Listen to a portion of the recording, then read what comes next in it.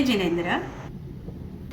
आज मुझे एक महान हस्ती को आप सबसे परिचित कराते हुए बहुत हर्ष हो रहा है कि जैन धर्म और जैन संस्कृति पर जिनका बहुत गहन चिंतन है, ऐसे अध्यात्म जगत की विशेष हस्ती ब्रह्मा कुमारी गीता बहन, जो कि राजस्थान से हम सबके लिए विशेष अपना चिंतन मनन कर अध्यात्म के गहरे रहस्य को लेकर के हम सबको परोसने के लिए इस ऑनलाइन पर्युषण व्याख्यान माला में हम सबसे जुड़ गई है।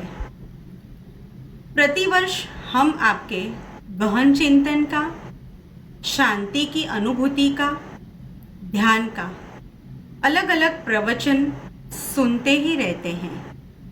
जैन धर्म की आपकी स्टडी का लाभ आपने अनेक जैन कार्यक्रमों में भी दिया है। हमारे इस जैन सोशल ग्रुप में भी आपकी वाणी का लाभ आपने पहुंचाया है। जन्मस्थान गुजरात में जामनगर है। आप ब्रह्मा कुमारी संस्थान में 35 वर्ष से समर्पित है। ब्रह्मा कुमारीज की युवा विंग की जोनल कोऑर्डिनेटर वेस्टर्न राजस्थान में है। जैन धर्म पर गहन स्टडी आपने की है। पीस ऑफ माइंड टीवी पर हम हर सोम मंगलवार सम्यक जीवन शैली टॉक शो आपका प्रसारित हो रहा है। विश्व योग दिवस 2017 को महाराष्ट्र विधान भवन एवं गवर्नर हाउस में योग का व्याख्यान दिया। भीनमाल में अनेक फ्री मेडिकल कैंप, नशा मुक्ति व व्यक्तित्व विकास कार्यक्रम स्कूल कॉलेज में आप करते हैं। स्ट्रेस मैनेजमेंट एवं पॉजिटिव थिंकिंग अलग अलग कंपनी में देश विदेश में आपने कराया है। आपने छत्तीसगढ़ के जगदलपुर जेल में 1800 कैदियों को ट्रेनिंग दी है। ऐसे व्यक्तित्व के धनी सरल व्याख्या से धर्म को समझने वाली आदरणीय गीता बहन को हम जैन सोशल ग्रुप के इस ऑनलाइन पर्युषण व्याख्यान माला में बहुत बहुत स्वागत करते हैं। आज हम इनके द्वारा सुनेंगे आत्मिक एनर्जी से इम्यून सिस्टम को कैसे बढ़ाएं। तो आइए ज्ञान की इस गंगा का लाभ उठाएं। ओम शांति। ओम शांति। जय जिनेन्द्र। वर्षा काल के इन पावन दिनों में हम इस बार विशेष रूप से मिल रहे हैं। जैन सोशल ग्रुप की पर्युषण व्याख्यान माला में आप सभी इस ऑनलाइन कार्यक्रम में सूक्ष्म तपस्या, सूक्ष्म साधना और सूक्ष्म शक्तियों का अपने अंदर प्रादुर्भाव करना, अवश्य इस पर कुछ ध्यान दे रहे हैं। वर्तमान काल ने हमें बहुत कुछ सिखा दिया है।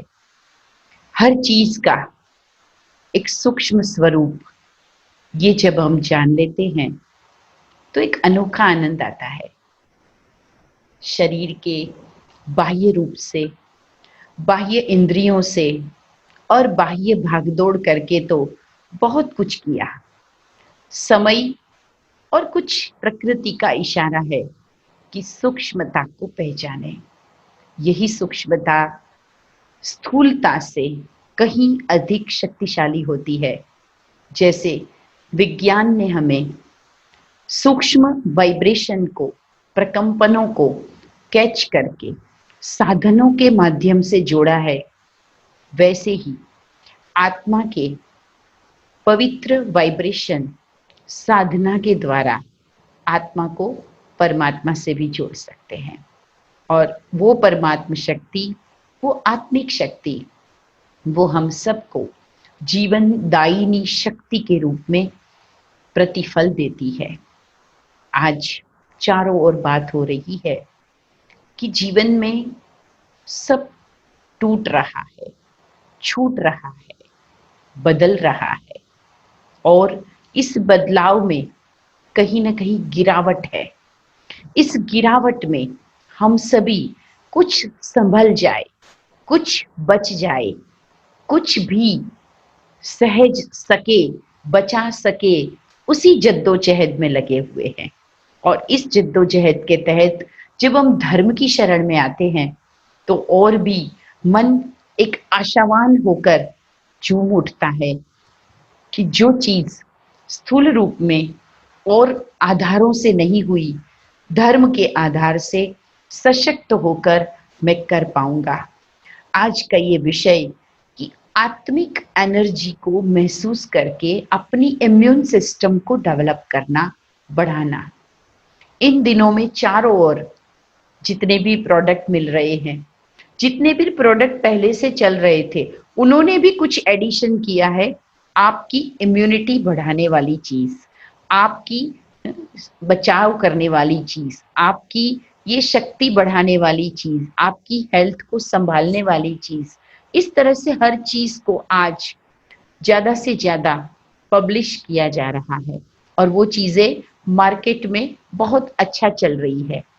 परंतु विश्व की सबसे बड़ी शक्ति वो आत्मिक शक्ति है और उसके एहसास के बाद शायद न तन को न मन को किसी और चीज़ की ज़रूरत रहती है। विश्व के बहुत ही पहुँचे हुए सिद्ध पुरुषों ने भी अपनी उस आत्मिक शक्ति का कुछ हिस्सा, कुछ परसेंटेज वो जीवन में यूज़ किया। उन्होंने साधना के पथ पर उससे बहुत सिद्धियां प्राप्त की, लोक कल्याण के अनेकानेक काम करके गए। सोचिए, जो एक व्यक्ति में सिद्धि प्राप्त करने की शक्ति थी और वो उन्होंने प्राप्त की, वही शक्ति हम सभी के अंदर है।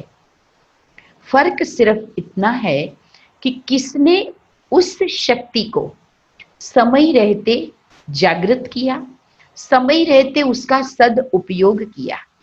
शक्ति तो थी ही, परंतु कहीं कहीं और विषयों में बटी हुई थी।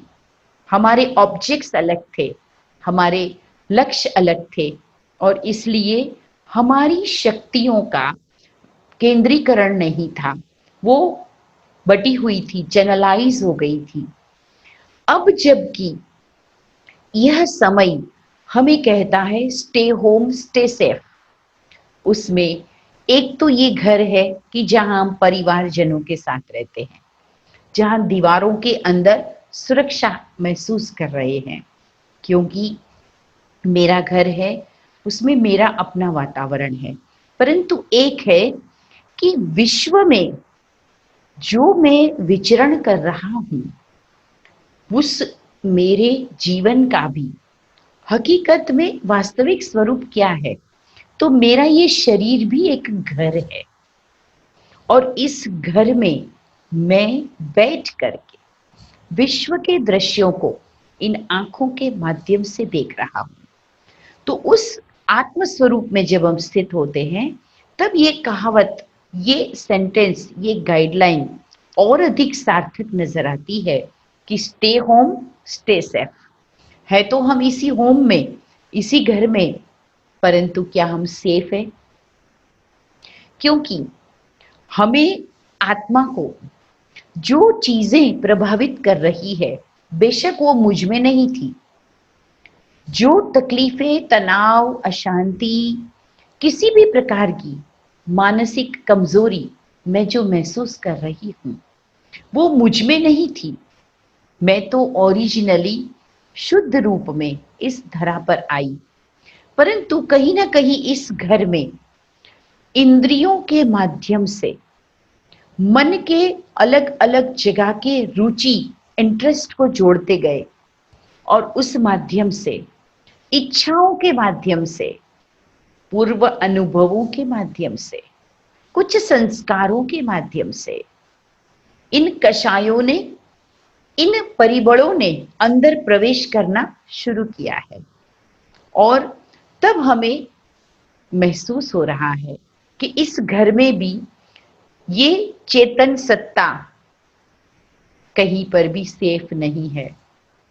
उसे कई बातों की अग्नि सता रही है, उसे कई बातों की आंधी उड़ाती ले जाती है, उसे कई बातों की इस तरह की चिंता की और अनेक प्रकार के आकर्षणों की ऐसी मैल या ऐसा खिंचाव है, जिस खिंचाव से बैठे तो इस शरीर में हैं, परंतु मन से न जाने कहां कहां भटक जाते हैं।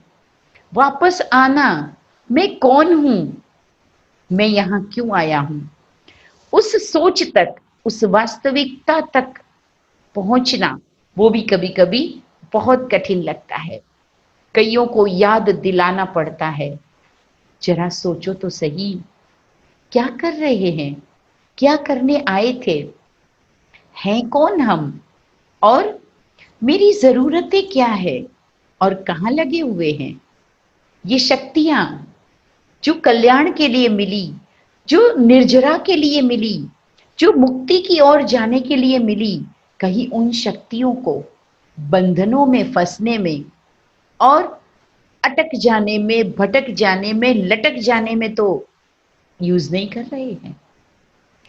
इसलिए आत्मिक ऊर्जा ये जागृत होने पर, उसकी महसूसता होने पर ऑटोमेटिक पता भी चलता है कहाँ भटकाव है, कहाँ अटके हैं, कहाँ लटक पड़े हैं, कहाँ चिपक गए हैं, कौन खींच रहा है, क्या खींच रहा है, क्या है जो बांध रहा है।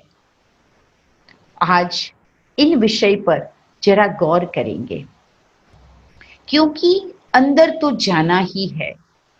बाह्य तो यात्राएं बंद है, बहुत से बिजनेस बंद है, बहुत सा मेल मिलाप बंद है, द्वार ईश्वर के भी बहुत समय तक बंद रहे। हालांकि वो ईश्वर के केवल स्थान है। ईश्वर तो जहां हम अनुभव करना चाहें वहां ही तुरंत एक संकल्प मात्र से, तुरंत स्मृति से ही कनेक्शन होता है। परंतु फिर भी ये कहा गया कि भगवान के भी द्वार बंद थे, परंतु आज इस घर के द्वारों को नजर डालते जाएं।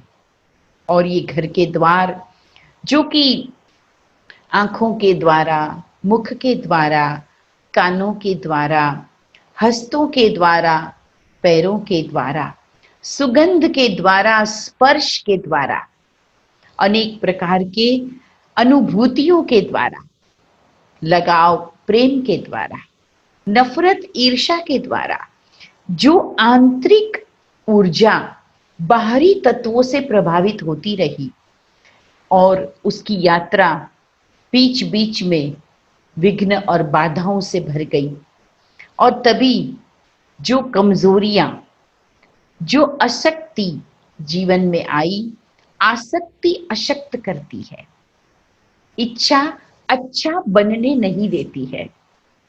इच्छाओं ने हमें ऐसा गुलाम बना दिया कि जिस कारण ये मिटने वाली देह, यह छूटने वाला साथ उसी के पिंजरे में ऐसे बंधे हुए पड़े रह गए कि उन्नति का साधन धर्म सीखा परंतु उन्नति कर नहीं पाए।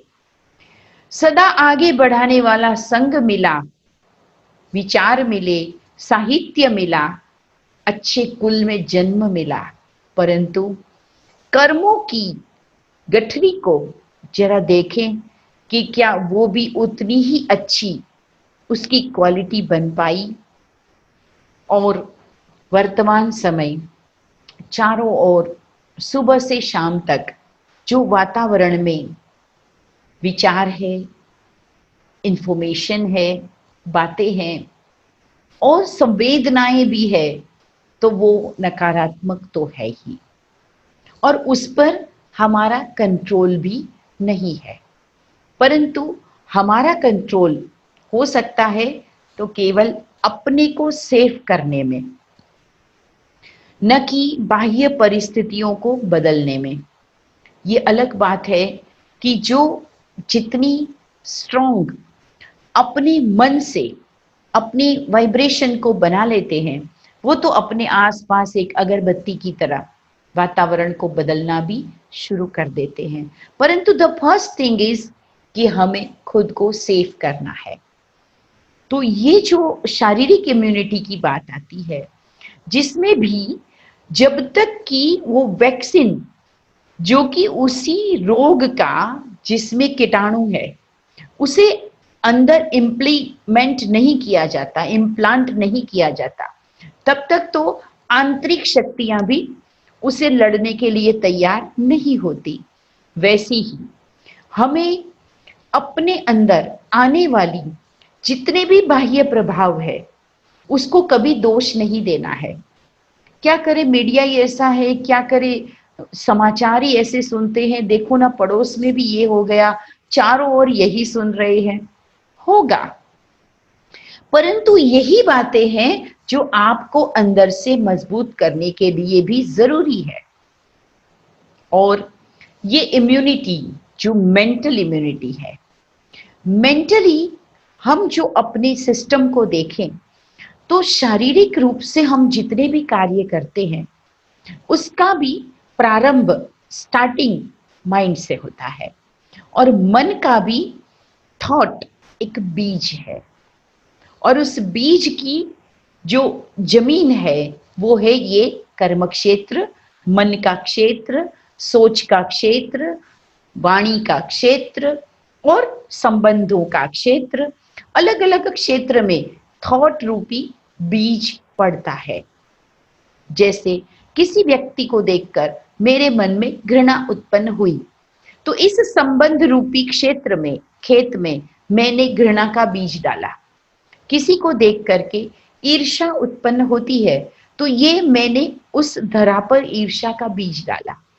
किसी का गुणगान और किसी की सुंदर पुरुषार्थ को देखकर अनुमोदना मन में उत्पन्न होती है कि वाह, जीवन हो तो ऐसा हो। ये मैंने खुशी के बीज अपने अंदर डाले। धरनी मेरी है, बीज को चूज करना भी मेरा काम है। फिर रिजल्ट जो भी आएगी उसमें हम किसी और को दोष बिल्कुल नहीं दे सकते हैं। मैं ही हूं जो मेरी जीवन की धरनी को तैयार करती हूं, उसमें फलद्रूप करती हूं, उसे फर्टाइल करती हूं, और उसमें मेहनत करके और पुण्य के, खुशी के, आनंद के और कभी कभी तनावों के पौधे उगाती हूं। ये मैं ही हूं। ईश्वर ने या प्रकृति ने सब कुछ हमारे ऊपर स्वतंत्र छोड़ा हुआ है। आप ही है कर्ता भोगता, आप ही अपने जीवन के हीरो, आप ही अपनी कहानी के डायरेक्टर और आप ही मुख्य कैरेक्टर। सब कुछ आप ही है। आपको ही जज बनकर अपनी फिल्म को भी देखना है और अवार्ड भी खुद को खुद ही देना है। और अन्य आत्माओं से जो भी सर्टिफिकेट मिले उसमें भी आपको क्या एक्सेप्ट करना न करना ये भी आपके ऊपर है। तब सारा खेल जब मेरे हाथ में है तो मेरे पास चाहिए एनर्जी। जैसे आजकल एक सिंपल चीज है कि हम सबको पता है कि जितने भी कारोबार है ऑनलाइन हो रहे हैं। ई परचेजिंग, ई मेलिंग, ई बिजनेस, ई गवर्नेंस, और ऐसे में हमको पता है कि हमारे हाथ में जो हमारा फोन है ये एक इतना इम्पोर्टेंट गैजेट बन चुका है। चलिए कुछ काम अगर हम सिस्टम से भी कर लेते होंगे, परंतु अधिकतर सभी का काम हमारे इस सेल फोन से हो रहा है। तो सवेरे उठते ही पहला थॉट आपके मन में, किसी के भी मन में कौन सा आता है? मोबाइल के ऊपर ध्यान और उसको चार्ज करने का, क्योंकि 1-2 घंटे में फिर से वर्क शुरू हो जाएगा, जॉब शुरू हो जाएगी, वर्क फ्रॉम होम ऑफिस का काम शुरू हो जाएगा, कहीं भी कोई मीटिंग, किसी से भी बातचीत, और सबके लिए चाहिए उस सेल फोन के अंदर की बैटरी और उसके लिए उसको चार्ज करना। आप देखेंगे कि हम घर से निकलेंगे, सारी चीज़ों को याद करने के पहले या बाद में चार्जर ज़रूर याद रहता है। कभी-कभी हम अपने साथ एक्स्ट्रा चार्जर भी ज़रूर रखते हैं। अगर एक चार्जर मेरा घर पे है तो एक ऑफिस में है, एक गाड़ी में है। क्यों? पता है, इस फ़ोन के अंदर बहुत कुछ है, परंतु इसका एप्लीकेशन, इसका यूसेजेस, इसका यूटिलाइजेशन सिर्फ और सिर्फ तभी है जब बैटरी चार्ज है, इनफ पावर है, एनर्जी है। और इसलिए जब हम लंबे सफ़र में जा रहे हैं, कोई बाहरी ट्रांसपोर्ट में जा रहे हैं, तो हमें याद भी रहता है मुझे अच्छा वाला पावर बैंक भी ले जाना है, तो उसे भी मॉर्निंग में चार्ज करना है। रात्रि को भी सोते समय बैटरी भी और उसके सारी दिन की दिनचर्या को भी उसमें चेक करते हैं।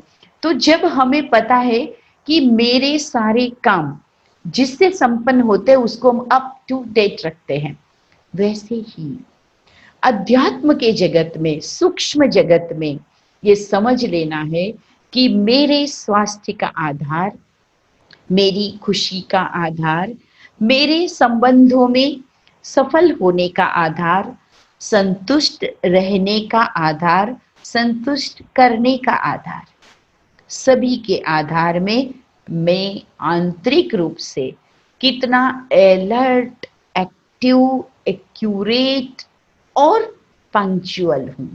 सबसे बड़ी बात उससे भी ऑलवेज अवेलेबल, जैसे आजकल कहते हैं ना, ऑलवेज ऑनलाइन। आत्मिक एनर्जी जब अवेलेबल है, जिस समय चाहे कनेक्ट हो सकते हैं, जिस वस्तु, जिस सब्जेक्ट, जिस ऑब्जेक्ट, जिस भी टास्क के साथ में जोड़ना चाहे, सॉल्यूशन करना चाहे, आंसर, रिप्लाई देना चाहे, रिस्पॉन्ड करना चाहे, भाव का, स्वभाव का यूज करना चाहे, सब में चाहिए आत्मिक शक्ति। और इस आत्मिक शक्ति की अनुभूति और अप टू डेट रखना, यही है वर्तमान समय की प्रमुख आवश्यकता। क्योंकि ये जो मेरी अपनी शक्तियां हैं, इन शक्तियों ने बहुत कुछ खोया है, बहुत कुछ देखा है। हम जिस बचपन में रहते बड़े हुए, उसमें जो कोमलता थी, जो निर्दोषता थी, जो साहजिकता थी, जो आंतरिक इम्यूनिटी थी, मेरी खुशी थी, जिसको अगर हम साइकोलॉजी की भाषा में कहें तो कॉन्शियस स्टेज की सुपर कॉन्शियस स्टेज, वो होती है बच्चे के माइंड की, ब्रेन की स्थिति। मैं इसलिए कह रही हूं, बच्चों को कभी भी छोटा मानकर कमजोर या पीछे मत मानिए। बचपन में माइंड की जो इम्यूनिटी है, जो स्थिति है, वो सुप्रा कॉन्शियस में रहती है, और जिसमें आप देखेंगे हर चीज को एंजॉय करना। कोई बच्चे से सीखे, चाहे सामने कुछ भी हो रहा है, शोर मच रहा है, बच्चा एंजॉय कर रहा है। सामने दो लोग लड़ रहे हैं, बच्चा एंजॉय कर रहा है, वो अपने में मगन है। चीज टूट गई, कुछ देर खोने का, रोने का भी चलेगा, लेकिन थोड़ी ही देर में फिर वही कुछ और मिल गया, उसके साथ एंजॉय कर लिया। कुछ दूसरा ऑब्जेक्ट मिल गया, ऑप्शन मिल गया, तुरंत उसमें भी एंजॉय करना शुरू। अगर एक ही खिलौने से बहुत समय तक खेलना है, तब भी बच्चा खेल सकता है। और हमें एक ही सब्जी दूसरे या तीसरे दिन मिल जाती है तो कहते बस चेंज। हमारी चॉइसेस के ऊपर काम बहुत करने लगे हम, और इन चॉइसेस ने क्या किया, हमारे सेल्फ एस्टीम को, हमारे स्वमान को, स्वशक्ति को बहुत लो कर दिया। क्योंकि चॉइसेस का कोई एंड नहीं, और जहां चॉइसेस की बात आती है वहां पर कंपटीशन, कंपैरिजन, क्रिटिसिज्म और अनेक प्रकार की करेक्शन, इम्प्रूवमेंट, उसमें बुद्धि चली जाती है। जैसा कि आज का दौर है कंज्यूमरिज्म, उपभोक्तावाद। इस उपभोक्तावाद ने क्या किया है, घर घर को बाजार बना दिया है, हर फंक्शन को एक शो परेड बना दिया है, जहां पर व्यक्ति व्यक्ति से नहीं मिलते, लेकिन ऐसा लगता है कुछ चीजों का प्रदर्शन करने के लिए कोई दो सेल्समैन या तो किसी शो केस के अंदर खड़े हुए पुतले जो ये दिखा रहे हैं कि मैंने जो परिधान धारण किए हैं, मैं जो दिख रहा हूं, उसमें ही मैं अपने आप को सब कुछ मान रहा हूं। कभी कभी तो ध्यान भी सिर्फ उस तक केंद्रित रह जाता है, और जो दिल की बात, जो अंदरूनी भाव एक दूसरे तक पहुंचाना होता है, नहीं पहुंचा पाते हैं।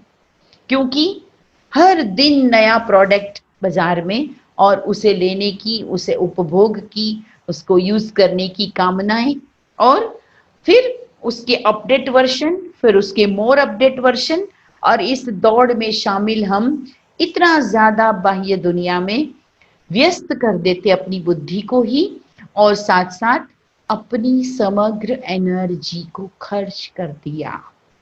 इसलिए आज ये जो पेंडेमिक है, ये तो एक निमित्त है, इसने हमें कई पाठ सिखाए हैं।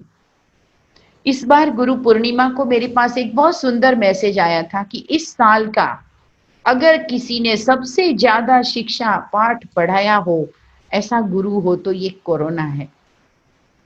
न जाने क्या क्या सिखा के गया। और सबसे बड़ी बात जो मैंने देखी, हम सब ने देखी है, कि लोग जिस बीमारी के लक्षणों से ग्रसित होकर, इन्फेक्टेड होकर परेशान है, उससे कहीं ज्यादा अधिक संख्या में मन में एक विजन, एक आंतरिक रूप से जो प्रक्रिया बनाकर और अपने आसपास के ऑरा को क्रिएट करना, और उस घबराहट, उस नेगेटिव चिंतन, उस अपने अंदर क्रिएट किए हुई अपनी ही एक सिचुएशन, उसके कारण अधिक लोग त्रस्त है। और इन परिस्थितियों में चाहे बाह्य रूप से कितनी ही कुछ बातें जरूरी है वो हम जरूर करते हैं, परंतु जब तक मन को, अपनी आत्मा को इस संकल्प में, इस श्रेष्ठ स्थिति में स्थित न किया कि मैं अमर हूं, मैं स्व में स्थित हूं, तो मैं स्वस्थ हूं। कितना सुंदर शब्द है, स्वस्थ, स्व में स्थित रहना, स्व में अहम आत्मा। और शरीर, और शरीर की पहचान, ये तो स्व नहीं है, ये तो पर है। और यही हमें कहा गया पर धर्म मिथ्यात्व है। पर धर्म यानी अन्य किसी की बिलीफ, अन्य किसी के सिद्धांत, केवल वही नहीं, लेकिन मैं जो स्व हूं, आत्मा हूं, मेरे लिए ये शरीर भी केवल बाह्य रूप है, ये भी पर है। क्योंकि आज मैं इस शरीर में हूं, कुछ वक्त के पहले किसी और शरीर में थी, कुछ सालों के बाद किसी और शरीर में। तो इस भौतिकता को भी स्व नहीं कह सकते। तो इसलिए स्व को पहचान कर उसमें स्थित होना, जिसको इंग्लिश में कहते हैं हेल्थी, हिल धाई, healthy mind and healthy body, but more important is healthy mind, क्योंकि मन और उसमें भी सूक्ष्म मन 90% से ज्यादा काम कर रहा है, केवल बाह्य मन तो 10% काम कर रहा है। जो मुझे अभी बैठे बैठे विचार चलते हैं, मैं अभी ये सुन रहा हूँ, साइड में कोई कॉल आ रहा है तो ध्यान जा रहा है, किसी का कहीं और आगे अपॉइंटमेंट है, किसी को कुछ जरूरी 4 लोगों को याद करना है, कल के लिए कुछ तैयारी करनी है, ये एक रूटीन के थॉट्स चल रहे, ये मेरा बाह्य मन है, ये मेरा कॉन्शियस माइंड है। परंतु जो सबकॉन्शियस माइंड है उसी में बहुत सारी चीजें पड़ी है जो साथ साथ चल रही है।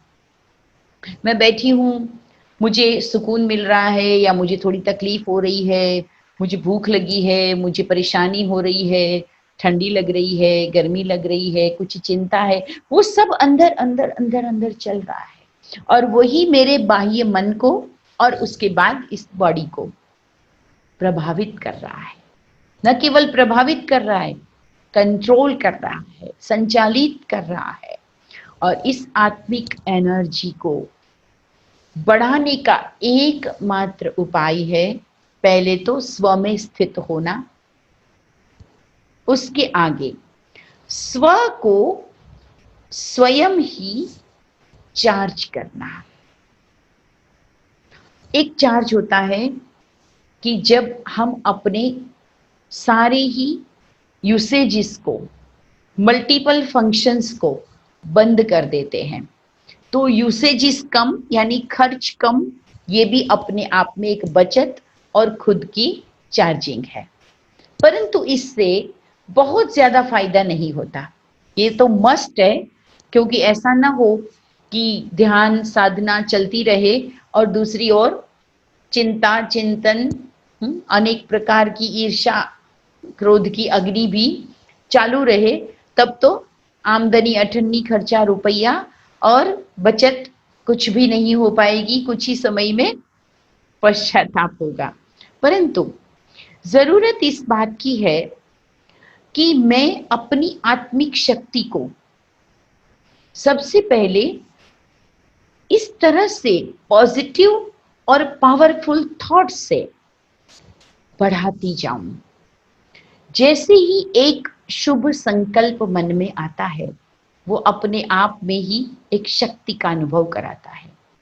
जैसे आपको विचार आया कि मुझे कुछ जरूरतमंद को कुछ देना है, आवश्यकता है जिनकी, उनको मुझे जाकर के कुछ देना है, उनकी हेल्प करनी है।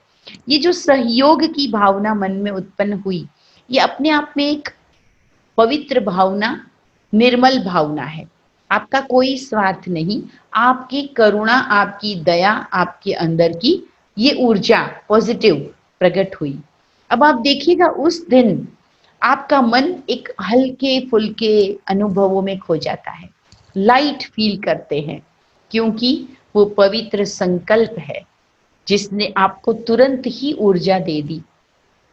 और एक थॉट आता है कि मेरे को कुछ किसी से मांगना है, किसी का कुछ चुराना है, किसी का आइडिया ही सही, किसी की कोई विशेष चीज ही सही, पर वो जो थॉट अंदर आता है लेने का, मांगने का, चुराने का, तुरंत ही मन की अनुभूतियों को देखिए, अंदर एक उलझन, बहुत सारे थॉट का फोर्स, जैसे कि चारों ओर से कोई थॉट अंदर प्रवेश कर रहे हैं और संभाल नहीं पा रही हूं, उसको कैटेगराइज नहीं कर पा रही हूं, ऐसा चारों ओर से आ रहा है और ऐसा लग रहा है कि थकान हो गई, कुछ ही देर में कुछ नहीं करना है, ऐसी आलस, ऐसी थकान का अनुभव होने लगा। किया कुछ नहीं, केवल उस थॉट ने अनेक ऐसे ही संबंधित नेगेटिव थॉट को साथ साथ लाया, कुछ डर को साथ लाया, कुछ पूर्व अनुभवों को साथ लाया, कुछ संकोच को साथ में लाया, कुछ लोक लाज को साथ में लाया, कुछ शर्म को साथ में लाया, कुछ अज्ञात भविष्य की चिंता को साथ में लाया और इन सब ने मिलकर के ऐसा अटैक कर दिया कि एक संकल्प ने ही मेरी शक्ति को समाप्त कर दिया। अच्छा खासा खुशी मनाता परिवार एंजॉय कर रहा है, साथ में खा रहा है। एक इंफॉर्मेशन टेलीफोनिक आती है कि हॉस्टल में पढ़ने वाला उनका बेटा स्कूटर से गिर गया है, रास्ते पर पड़ा है। कुछ लोगों ने उसे हॉस्पिटलाइज किया है और वो जो खुशी, वो जो आनंद, वो जो हल्कापन, वो जो मनोरंजन, ये सारी ही स्थिति जो खुशी में एक शक्ति का अनुभव करा रही थी, तुरंत ही बदल जाती है। किसी को चक्कर आने लगता है, कोई घबराहट में आ जाता है, पसीना आ जाता है, तुरंत ही बॉडी पर उसका इफेक्ट। ये हमने बहुत बार अनुभव किया है। एक नेगेटिव थॉट तुरंत ही अंदर की नेगेटिविटी को जगा देता है और उसी के संबंधित विचार हमारे अलग अलग ऑर्गन्स से, हमारे अलग अलग तंत्रिका तंत्र से, हमारी अलग अलग ग्लैंड से उसी टाइप के हॉर्मोन्स रिलीज होना शुरू हो जाते हैं।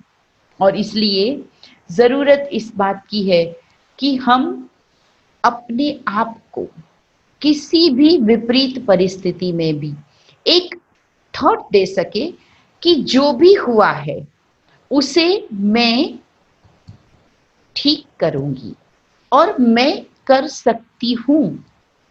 बहुत कुछ हो सकता है और उस करने में ध्यान जाए, उस प्लानिंग में ध्यान जाए, न कि जो हो गया उसी का चिंतन करने में ध्यान चला जाए। कुछ समय पहले ही हमारे ही एक संबंधित परिवार में एक व्यक्ति की केवल 1.5 घंटा हॉस्पिटलाइज होते ही घर से भोजन करके गए और कैजुअल्टी हुई, डेथ हो गई। अचानक पूरे परिवार के ऊपर बहुत बड़ी समस्या तो आ ही जाती है, परंतु जिसमें का एक व्यक्ति भी एक स्पिरिचुअल बैकग्राउंड का है, उसने सबसे पहला थॉट ये क्रिएट किया कि उस व्यक्ति को तो हम भोजन भी न करा पाए, उसे पूछ भी नहीं पाए कि आप क्या फील कर रहे हैं, और वो तुरंत ही शांत हो गए। परंतु उनके नाम से हमें तुरंत ही कुछ तो पुण्य करना है, कुछ तो ऐसी आत्माओं की ब्लेसिंग लेना है जो उनके प्रति कुछ न कुछ उनको सहयोग मिले। चाहे उस बॉडी को भी नहीं देख पाए, लेकिन उस आत्मा को मन में इमर्ज करके उन सब ने आपस में मिलकर मेडिटेशन किया। कुछ हमारे विशेष जो सीनियर्स है उनकी ब्लेसिंग उन्होंने दिलाई और उन सब के साथ साथ इतना मन धीरे धीरे धीरे नॉर्मल हो गया। परिस्थिति बहुत बड़ी थी, लेकिन वो जो एक मांगलिक सुना दिया, एक मेडिटेशन, एक ब्लेसिंग, इन सारी चीजों से घर का वातावरण और जिसे ये सारी चीजें फेस करनी थी, उनको आंतरिक ऐसा बल आ गया कि खुद सबको इन्फॉर्म किया, सारी व्यवस्था की, बच्चों को संभाला, सबको जवाब दिया और बिना घबराहट के।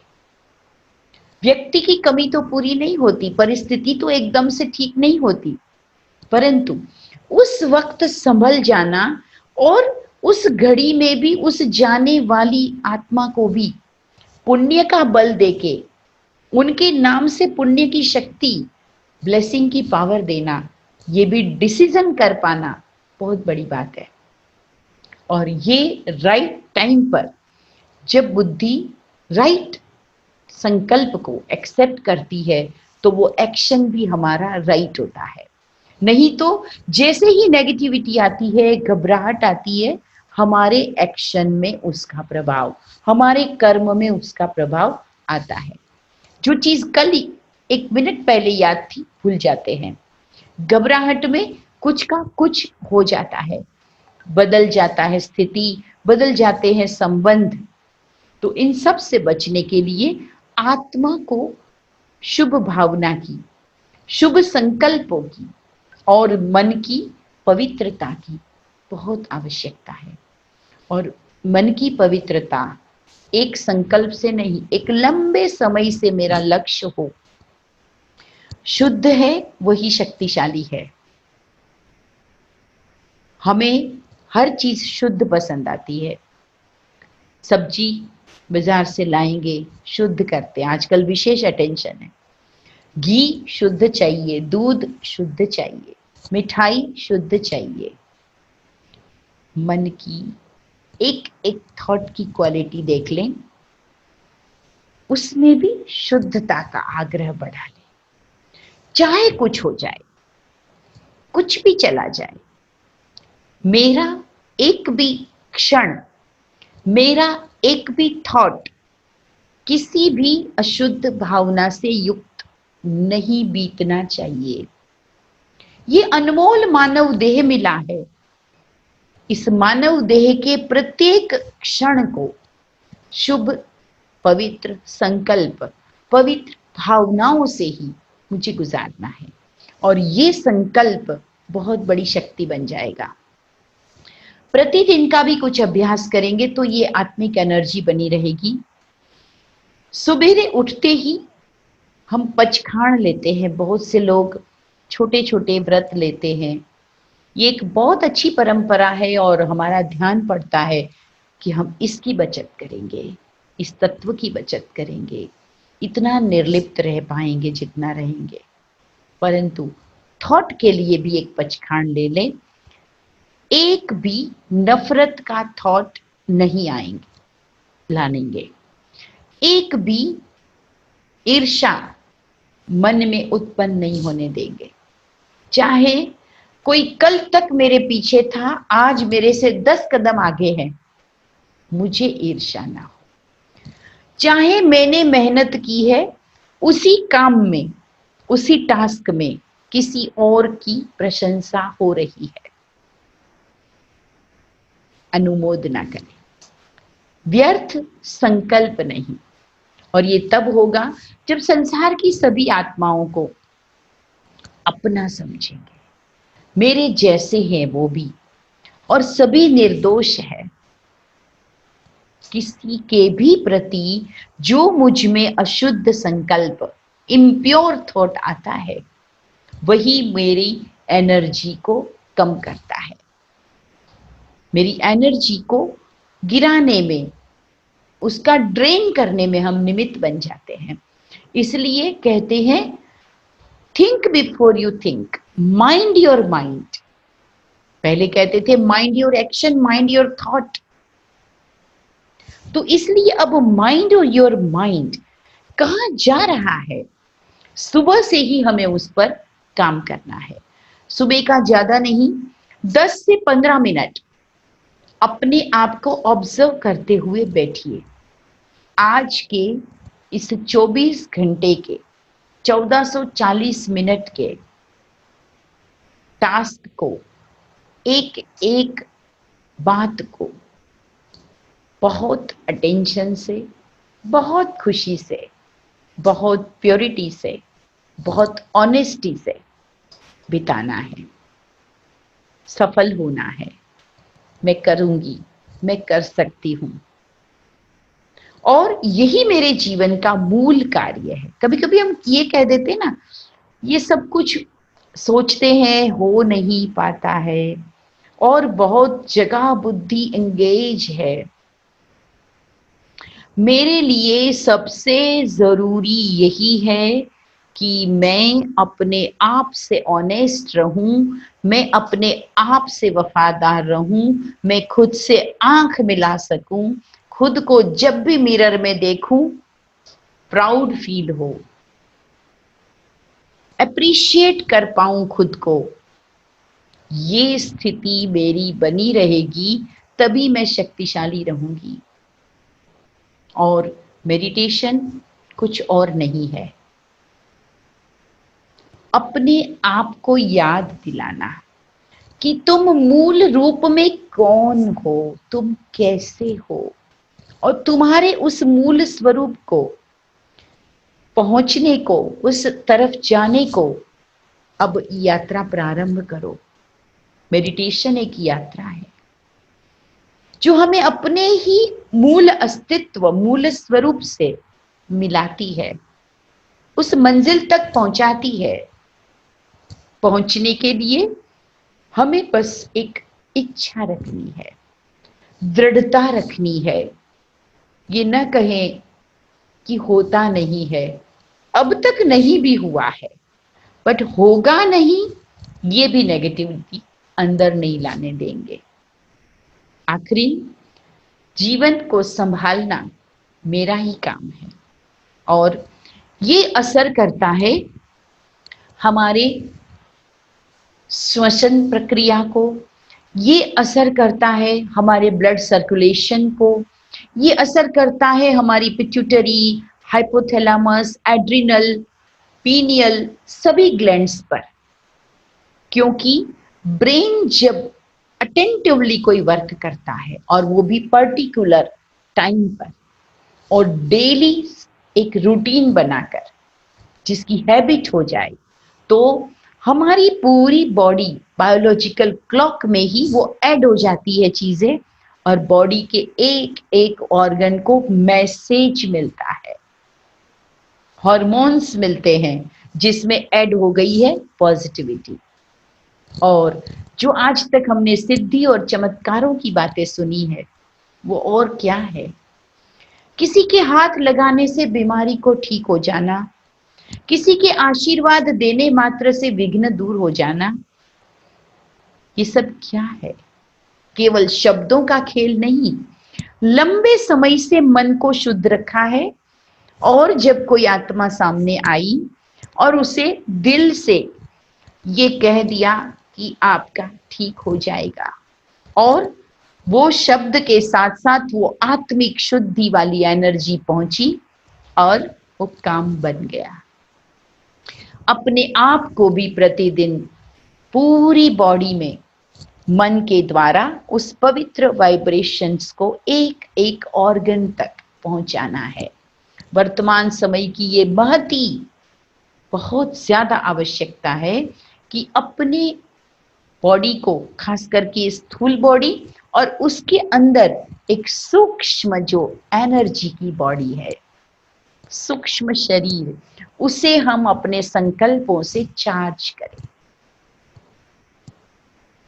शरीर के अंदर जो भी तत्व है, पानी है, अन्य जो भी बोन से, हमारी स्किन से, इन सब पर आत्मा के जागृत होने से अलग अलग गुणों के द्वारा, गुणों के जो वाइब्रेशन, जो किरणों के रूप में पूरी बॉडी में प्रकाश फैलता है, एनर्जी फैलती है। कुछ मूल गुण है आत्मा के, जिसे जगाने की हम निरंतर प्रैक्टिस करेंगे और उसका हमारे शरीर के अलग अलग अंगों से डायरेक्टली संबंध है। इस पर काफी रिसर्च भी हुआ है और बहुत से डॉक्टर्स ने, मेडिकल जर्नल ने भी इसके अंदर प्रकाशित किया है। सबसे पहला आत्मा का गुण है शांति। हम बोलते ही ओम शांति ही शांति ही शांति, यानी मैं शांत स्वरूप हूं। जब मैं शांत स्वरूप हूं, इस थॉट में मैं 1, 2, 4 मिनट भी स्टेबिलिटी से स्टेबल हो जाती हूं, स्थित हो जाती हूं। मेरा श्वसन की जो प्रक्रिया है, रेस्पिरेटरी सिस्टम, उस पर इस शांति के गुण का डायरेक्टली प्रभाव पड़ता है। और इसीलिए जब कोई बात होती तो क्या कहते, शांति से श्वास तो लेने दीजिए। शांति श्वास की प्रक्रिया को प्रभावित करती है और सबको अनुभव है उसका विपरीत। जरा सी भी मन की शांति भंग होती है, तनाव या क्रोध उत्पन्न होता है, तुरंत ही श्वासों की गति, स्पीड बदल जाती है, कई गुना हो जाती है। तो आत्मा को शांत स्वरूप महसूस करना, जिसका प्रभाव पड़ता है हमारे श्वसन क्रिया पर। आत्मा का दूसरा गुण ज्ञान। ज्ञान, नॉलेज क्या करता है, ब्रेन को विकसित करता है। तो ज्ञान का सीधा संबंध है, दिमाग के तंतुओं को खोलने में सहायक है, जो ब्रेन को और ब्रेन के अंदर के समस्त ग्लैंड्स को, पिट्यूटरी, हाइपोथैलेमस, जो ब्रेन से कनेक्टेड है, उन सब के ऊपर प्रभाव पड़ता है जितना जितना हम समझ से चलते हैं। ज्ञान की वृद्धि होती है, ज्ञान की रुचि से हम अधिक से अधिक गहरी ज्ञान की रीत को समझते जाते हैं। एक होता है ऊपर ऊपर का ज्ञान, एक होता है गहराई। जैसे कहते हैं ना, सागर में मोती तले में मिलते हैं। ऊपर ऊपर तो लहरों का आनंद, तो शब्दों पे मत जाइए। किसी ने स्पीच दिया, बहुत हाई फाई शब्दों का यूज किया और हम प्रभावित हो गए, बस। गहराई में जाना है, सोचना है, क्या है ये चीज का भाव, शब्दों का नहीं, भाव का जीवन पे प्रभाव पड़ता है। तो ज्ञान ब्रेन को डायरेक्टली असर करेगा। जिनको भी ब्रेन से संबंधित कोई भी तकलीफ है, वो अधिक से अधिक अच्छी ज्ञान की बातों को समझने शुरू करें और उसका चिंतन करें। ध्यान में बैठकर मैं ज्ञान युक्त आत्मा हूं, मेरी समझ विकसित हो रही है, मैं सभी बातों के अर्थ को समझ रही हूं। सारे दिन में देखना, जितनी भी मेरे सामने बातें आती है, मैं उनकी बातों के विस्तार में जा रही हूं या उसके भाव में। स्टोरी महत्वपूर्ण नहीं है, मोरल ऑफ द स्टोरी वही यहां पर बैठना चाहिए। बहुत सी स्टोरी दिन भर आती है सामने, लेकिन at the end of the day यहां पर moral of the all stories यही याद रहे। ये है ज्ञान सार। तीसरा गुण है आत्मा का प्रेम। शुद्ध प्रेम की आत्मा स्वरूप है। जैसे एक बच्चे को देख लीजिए, जो देखता है उसे प्रेम उत्पन्न होता है, क्योंकि वो उस कॉन्शियस में है। सारे जगत के सभी भेदों से अभी वो अनभिज्ञ है, अनजान है, और इसलिए वो एक नेचुरल प्रेम का सोर्स होता है बच्चा। जो सामने जाता है उसे देख करके ही प्रसन्नता और प्रेम प्राप्त होता है। उस प्रेम का मैं स्वरूप हूं, प्रेम मेरे अंदर समाया हुआ है। प्रेम स्वरूप आत्मा में जब टिक जाएंगे तो प्रेम का सीधा संबंध होता है हमारे हार्ट से, और प्रेम ही दिल को खिला देता है। तो हार्ट से संबंधित जितने भी प्रॉब्लम्स होंगे, प्रेम के गुण को उद्भव कीजिए, समाप्त हो जाएंगे। इसलिए कहते हैं कि दिल खोल देते अगर यारों के बीच, तो दिल न खोलना पड़ता औजारों के बीच। ये दिल ही है जिसे प्रेम पूर्ण बना दीजिए, और प्रेम मांगने वाला नहीं, प्रेम देने वाला बनना है। ये याद रखेंगे तो प्रेम विकसित करेंगे अपने मन में। सारे जगत के सभी प्राणी कितने अच्छे हैं, जीवन का संघर्ष कर रहे हैं, प्रयास कर रहे हैं, और मुझे उन सब के प्रति बहुत प्रेम है। इसी स्मृति में रहे, प्रभु प्रेम में रहे, अपनी उन्नति, अपने जीवन के ऊंचे लक्ष्य के साथ भी प्रेम रखें, तो सीधा हमारे ब्रेन को असर पहुंचता है। कोरोनरी किसी की भी ब्लॉकेज होंगी, वो भी इसी प्रेम के गुण से खुलती जाएगी। आसपास के लोगों से भरपूर प्रेम कीजिए, सभी के साथ हंसिए, बोलिए, खुशी बांटिए, देखना आपके हार्ट पर कितना अच्छा असर पड़ता है। इसीलिए मेडिकल साइंस भी हमेशा यही कहती है, prevention is better than cure. पहले से ही अपने आप को इस तरह से बचाव कीजिए, अपने जीवन का बचाव कीजिए, अपने गुणों का बचाव कीजिए। यही बचत आपका इलाज का काम कर देगी। इसी प्रकार आत्मा का अगला गुण है सुख। जब हम आत्मिक स्थिति में हैं तो एक अनोखा सुख है, क्योंकि न कोई चिंता है मरने की, न कोई चिंता है बुढ़ापे की। आत्मा को न मृत्यु आती है, आत्मा को न बुढ़ापा आता है।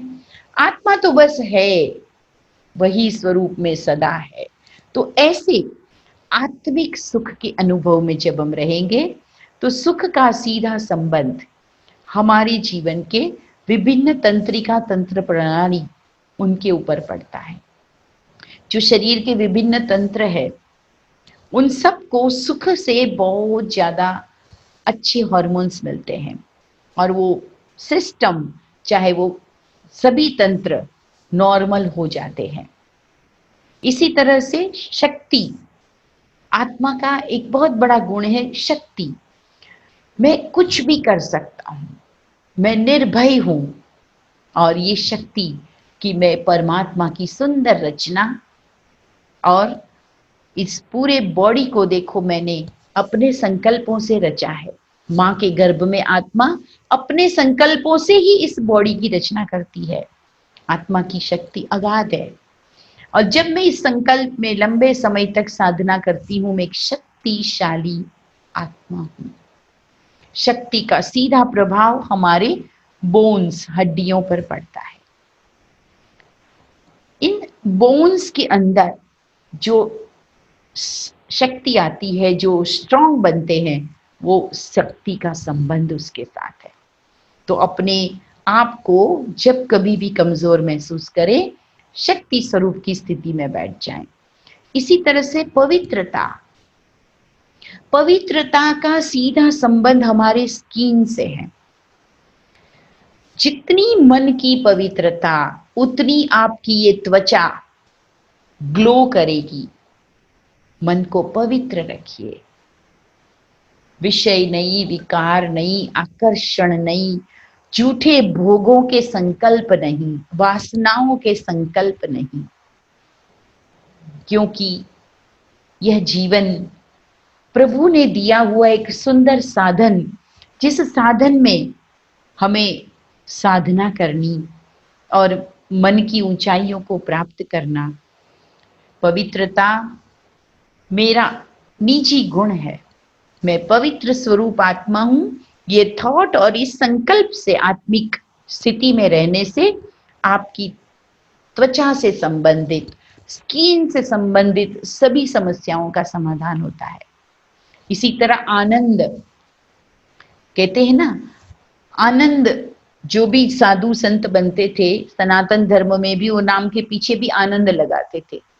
आत्मानंद, अखंडानंद, चैतन्यानंद। तो आनंद, ताकि उनको ये बार बार स्मृति आए कि मैं अब आनंद की दुनिया में आ गया हूं। आनंद अर्थात मुझे कुछ नहीं चाहिए, जो पाना था सब मेरे अंदर ही है, अब मैंने समझ लिया है। बाहर से कुछ नहीं चाहिए, मैं भरपूर हूं। और इस भरपूरता का आनंद, ये आनंद का गुण हमारे सभी स्नायुओं को बहुत रिलैक्स करता है, और इन स्नायुओं के अंदर की जो स्टिफनेस है वो रिलैक्स हो जाती है, नॉर्मल हो जाती है। तो स्नायु तंत्र पर प्रभाव डालने वाला है हमारी आनंद का गुण, और इससे हमारे हॉर्मोन्स बहुत ही सुंदर अपने एक एक ऑर्गन को ताकत देने लगते हैं। ये मैं कह नहीं रही हूं, ऐसे सैकड़ों हजारों उदाहरण अभी भी आंखों के सामने आ रहे हैं। कितनी कितनी दवाइयां और कितने कितने हॉस्पिटल्स के चक्कर लगाने के बाद अध्यात्म की शरण में केवल कुछ ही जागृति के बाद सारी बीमारियां, ब्रेन ट्यूमर्स डायग्नोस हो रहे हैं, अंदर पड़े हैं, नथिंग, उसका कोई प्रभाव नहीं है। ऐसे ऐसे उदाहरण है। और जब इन चीजों को समझा है तब ही इस विषय को आपके बीच में रखा है कि आत्मिक एनर्जी को बढ़ाइए। भाइयों एवं बहनों, सभी साधकों, इस पर्यूषण, इस पेंडेमिक टाइम के इस ऑनलाइन प्रोग्राम में संकल्प कर लीजिए, मैं ज्ञान, प्रेम, सुख, शांति, शक्ति, आनंद सर्व से संपन्न शुद्ध आत्मा हूं। और सवेरे और शाम यही लॉक दोनों तरफ लगा दीजिए, बीच की सारी चीज़ों को आप सारे दिन की गतिविधियों को सेव कर पाएंगे। बाहरी दुनिया का कोई भी प्रभाव नहीं, संसार में रह के ऐसे न्यारे प्यारे रह पाएंगे। यही साधना का आनंद आप सभी ले पाएं और इसे और ज़्यादा आगे बढ़ा पाएं। इस अनुभव को आपसे हम भी सुनना चाहेंगे कि आपने इसको जीवन में कैसे प्रारंभ किया। तो ऐसे शुद्ध ध्यान के अनुभवों को उतारते रहें अपने अंदर, तो ये पर्युषण महापर्व ये सार्थक भी होगा, हम सबको यादगार भी रह जाएगा और आप सब ने जो ये दूर बैठे इस परमात्म संदेश को इस निमित्त आत्मा के द्वारा प्राप्त किया, आप सबकी भी अनुमोदना करती हूँ। आपको ये बातें जीवन उपयोगी, आत्म उपयोगी, मन के उपयोगी होगी। तो संकल्पों की गति को और अधिक सुचारू बनाइएगा और आगे मिलते रहेंगे। ओम शांति। जय जिनेंद्र। धन्यवाद।